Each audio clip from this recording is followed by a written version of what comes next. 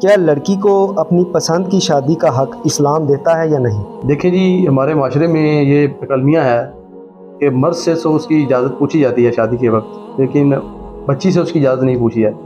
ابھی تو خیر تھوڑا سا ماڈریٹ دور آ گیا ہے تو عورتوں سے یہ پوچھا جاتا ہے، لیکن ابھی بھی جو گاؤں دیہات کے علاقے ہیں ان میں بچیوں سے اجازت نہیں لی جاتی، اور یہ بڑی سخت زیادتی ہے کہ عین شادی کے وقت یہ پوچھا جاتا ہے کہ کیا یہ تمہیں نکاح قبول ہے۔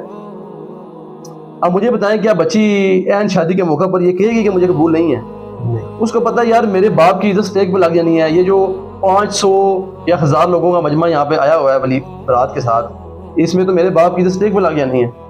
اس کی تو مجبوری ہے ہو گیا کہ بھئی ہاں قبول ہے۔ تو یہ شادی سے پہلے پوچھنا چاہیے۔ بڑی پیاری ایک حدیث ہے کہ حضرت عائشہ رضی اللہ تعالیٰ عنہ کے پاس ایک صحابیاں آئی اور آ کے کہنے لگی کہ میرے باپ نے میری جو شادی ہے وہ میری پسند کی نہیں کی۔ تو حضرت عائشہ نے پھر وہ شکایت نبی صلی اللہ علیہ وسلم سے کی، یہ مسئلہ رکھا۔ اس طرح ایک صحابیہ آئی تھی اور وہ کہنے لگی کہ میں اپنے شوہر سے بڑی تنگ ہوں، میرے باپ نے میری مرضی سے شادی نہیں کی۔ تو اللہ کے نبی کو جب یہ بات معلوم ہوئی تو اللہ کے نبی نے اس بچی کو بلایا اور کہا کہ کیا یہ بات سچ ہے؟ تو اس نے فرمایا کہ جی ہاں یہ بات سچ ہے کہ میرے باپ نے میری شادی کے وقت مجھ سے میری رضامندی نہیں پوچھی۔ تو اللہ کے نبی نے فرمایا کہ میں ابھی تیرا نکاح تلواتا ہوں اس شخص سے۔ تو وہ صحابیہ کہنے لگی نہیں اللہ کے نبی، میں اس غرض سے نہیں آئی تھی کہ آپ مجھے میرے خاوند سے طلاق دلوا دیں، میں صرف یہ جاننا چاہتی تھی کہ کیا عورت کو بھی جو ہے اپنی پسند کا حق ہے یا نہیں، ٹھیک ہے؟ یعنی اس کنٹیکس میں یہ بات ہوئی۔ تو اس سے یہ ثابت ہوتا ہے کہ عورت کو بھی اپنی پسند کی شادی کا پورا حق ہے، عورت سے اس کی شادی کی پسند کے بارے میں پوچھا جانا چاہیے۔ آپ دیکھیں حضرت عمر رضی اللہ تعالیٰ عنہ رات کو گشت کیا کرتے تھے، اور ایک دفعہ گشت کے دوران کسی گھر کے باہر بیٹھ گئے تو ایک عورت تھی، وہ کہتی ہے اپنی بچی کو کہ یہ عمر سیرت میں بھی انہوں نے سین فرمایا کہ میں دودھ میں پانی نہ ملا لوں۔ تو بچی نے کہا کہ عمر تو آپ کو نہیں چھوڑیں گے۔ کہتے ہیں عمر کون سا دیکھ رہا ہے؟ تو بچی کہتی ہے کہ عمر نہیں دیکھ رہے نا، تو عمر کا خدا تو دیکھ رہا ہے۔ تو وہ خیر حضرت عمر رضی اللہ عنہ کو یہ بات بڑی ایک محسوس ہوئی، فیل ہوئی کہ یار یہ ایسا کام کیوں ہو رہا ہے۔ وہ خیر گھر چلے گئے، بعد میں ایک صحابی کو بھیجا ان کے گھر میں کہ آپ جائیں معلوم کریں کہ یہ ایسا کیوں کیا انہوں نے، یہ ملاوٹ والا سلسلہ کیوں کیا انہوں نے۔ تو صحابی جب ان کے گھر گئے پڑوس کی تو معلوم ہوا کہ ان کی ایک بیٹی ہے جس کو انہوں نے بیانا ہے، اور وہ بچی یتیم ہے۔ ان کے گھر کے جو حالات ہیں وہ بڑے غمگین ہیں، بڑے ٹف حالات جا رہے ہیں۔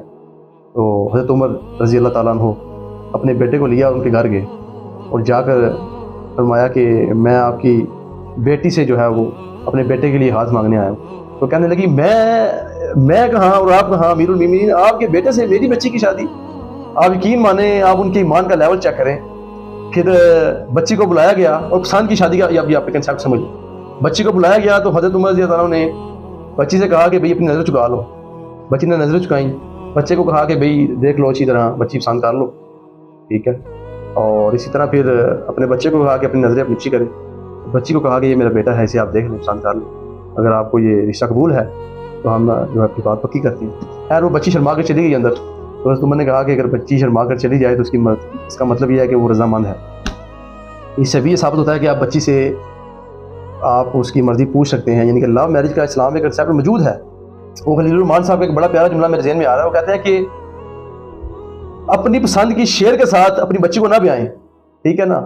ہو سکتا ہے کہ آپ اپنی پسند کے شعر کے ساتھ اپنی بچی کو بیائیں تو وہ ساری زندگی کتا بن کے رہے آپ کی بچی کے ساتھ۔ کہتے ہیں لڑکی کو اس کے پسند کے کتے کے ساتھ شادی کروائیں، اس کو شعر بنا دے گی۔ بڑا پیارا یار جملہ، میں خلیل الرحمان صاحب کو سنتا ہوں، زبردست، تو بڑی زبردست بات انہوں نے کی۔ تو یہ اسلام میں اس کا کنسیپٹ موجود ہے، آپ بچی سے اس کی رضامندی پوچھیں، ظاہر ہے جیسے مرد نے ایک لڑکی کے ساتھ زندگی گزارنی ہے، اسی طرح ایک لڑکی نے بھی اپنے ہسبینڈ کے ساتھ پوری زندگی گزارنی ہے۔ اب مجھے بتائیں، یہاں پر کئی ماں باپ ایسے ہیں جو بچی کی مرضی کے مطابق اس کی شادی نہیں کرتے، کہتے ہیں جی یہ جو لڑکا ہے جی یہ ایک مارانا لڑکا ہے، اے لڑکا موچیاں دا ہے، اے لڑکے یہ جناب میری مسلی نے، اے نٹ نے۔ تو یہ اس سال میں آ کے پھر کیا کرتی ہیں، بچیاں بھاگ جاتی ہیں گھروں سے، ٹھیک ہے؟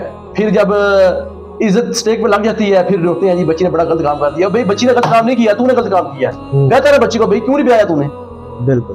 ویسے تو آپ بڑا کہتے ہیں کہ سیدنا آدم لوط علیہ السلام جو ہے وہ کھیتی باڑی کا کام کرتے تھے، یعقوب علیہ السلام جو ہے وہ بکریاں چلایا کرتے تھے، موسیٰ علیہ السلام جو ہے وہ کسی سے اجرت لے کے جو ہے وہ بکریاں چلایا کرتے تھے، داؤد علیہ السلام جو تھے وہ لوہار تھے، اسی طرح یحییٰ علیہ السلام جو تھے وہ جوتے سلائی کا کام کرتے تھے۔